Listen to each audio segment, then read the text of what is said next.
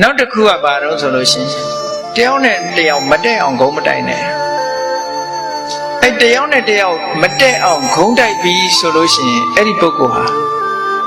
ဒီဘဝမှာလည်းဒုက္ခရောက်တယ်နောက်ဘဝကြာလို့ရှိရင်လည်းပဲတားတယ်ကွယ်မရတဲ့ကွယ်အချင်းချင်းရံဖြစ်လို့မိသားစုအတွင်းဘယ်တော့မှမတက်အဲ့ပြဿနာတွေလည်းမရှိဘူးလားတချို့အိမ်တော်တွေအဲ့ဒါမျိုးရှိတယ်နော်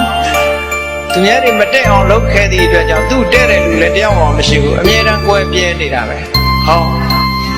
ကံရဲ့ပုံရိပ်တွေလာနေတာအမြဲတမ်းအဲ့ဒါလို့မလုပ်ဘူးဆိုလို့ရှိရင်သူကတယောက်နဲ့တယောက်ကွဲအောင်မတိုက်ဘူး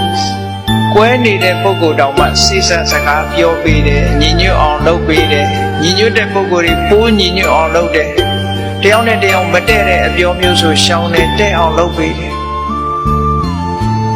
ဂုံးတိုက်တဲ့စကားပြောလို့ရှိရင်အပင်ငယ်ရဲ့ကြတဲ့အပြင်လူဖြစ်လာရင်လည်းမကောင်းတဲ့ပုံရိပ်တွေပေါ်လာတာပဲဒါကြောင့်မို့လို့ပြောတဲ့အခါမှာ